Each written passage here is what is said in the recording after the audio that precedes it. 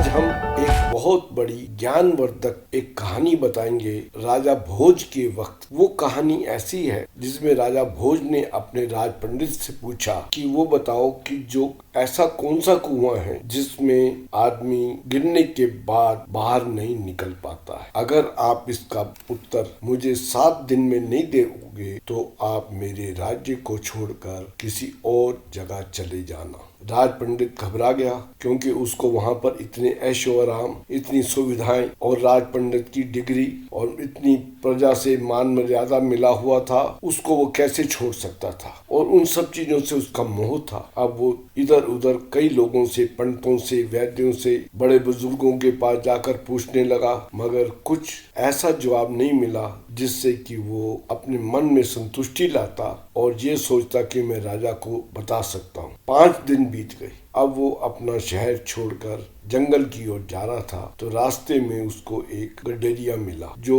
भेड़ बकरियों को चरा रहा था। गडेरिया ने उसकी शक्ल देखकर पूछा कि आप राज पंडित जी इतने उदास मन से क्यों हो? तो राज पंडित सोचा ये अनपढ़, ये मुझे क्या बताएगा मेरे प्रश्न का उत्तर। फिर गडेरिया ने फिर दोबारा पूछा तो उसने ये बताया कि मेरे से राजा ने ये प्रश्न किया है कि ऐसा कौन सा कुआं है जिसमें एक बार गिरने से दोबारा इंसान बाहर नहीं निकल सकता। गडेरिया ने कुछ देर सोचा और फिर उसको अपने कुटिया पे ले आया और कुटिया में आने के बाद वो एक अंदर से पोटली लाया और पोटली को उसको दिखाकर बोला कि ये इसके अंदर पारस है, मैंने घास फूस और पत्तियों से उसको ढक के रखा हुआ है, इससे जितना मर्जी सोना बना लो और जब तुम राजा के सामने इसको पेश करोगे तो राजा भी आपको अपने देश से बाहर नहीं निकालेगा। बहुत खुश हो गया। उसने गडेरिया से कहा ये मुझे दे दो। गडेरिया ने कहा नहीं, मैं इसे ऐसे नहीं दूंगा, आपको मेरी भेड़ का दूध पीना होगा। राजा पंडित पूछा, राज पंडित ने सोचा भेड़ का दूध अगर मैं पीऊंगा तो अच्छी बात नहीं है, मेरी बुद्धि मारी जाएगी, तो उन्हें मना कर दी कि मैं दूध नहीं पीऊंगा। गडेरिया ने कहा मैं पारस नहीं दूंगा। कुछ थोड़ी देर सोचने के बाद गडेरिया ने सोचा अगर मैं भेड़ का दूध पी भी लूंगा तो मैं किसी को क्यों बताऊंगा, राजा के सामने तो मैं पारस लेके ही जा रहा हूँ, मेरी अपनी इमेज तो बनी रहेगी। गडेरिया ने कहा कि मेरे पास एक कंकाल की एक खोपड़ी पड़ी है, मैं इसमें दूध दूंगा, पहले मैं उसको दूध को कुत्ते से चटवाऊंगा फिर तुम्हें पिलाऊंगा, नहीं तो तुम जाओ। राज पंडित ने बहुत सोचा और सोचने के बाद करने का ठीक है ऐसा ही कर लो। गडेरिया ने उस कंकाल के अंदर दूध दोया, जो उसके पास कुत्ता था, पहले उससे दूध को चटवाया और फिर उसे दूध लेके राज पंडित को पिला दे दिया। अब राज पंडित बोला कि मेरे तो बहुत मुश्किल है परंतु मैं फिर भी इसके लिए तैयार हो जाता हूँ। गडेरिया बोला आपका जो प्रश्न था वो मुझे मिल गया, उसका जवाब।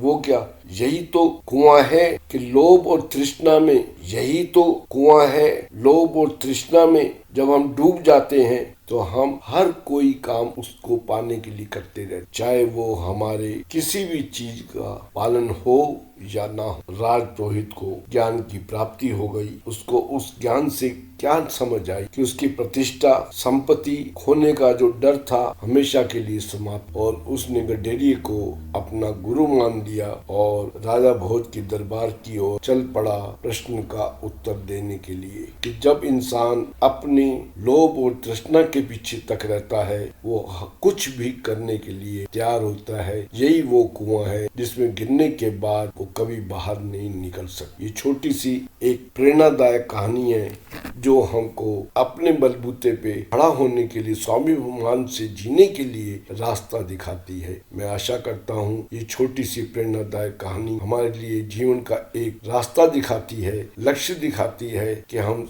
अपने आप पर इंडिपेंडेंट रहें, खुश रहें, सुखी रहें, समृद्ध रहें। अगर ये आपको कहानी अच्छी लगे तो आप इसे लाइक करें और अपने फ्रेंड सर्कल में इसको शेयर करें ताकि हम अच्छी आदतों का पालन कर सकें। धन्यवाद।